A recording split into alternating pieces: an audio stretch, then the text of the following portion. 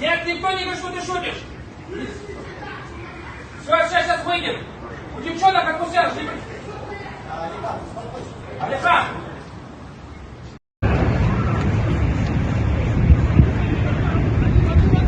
Только что был большой сильный взрыв, когда наш учался.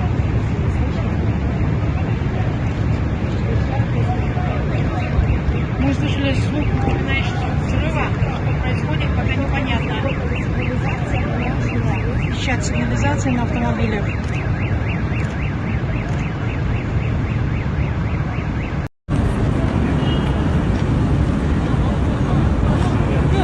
Вот, момент задержания вывода.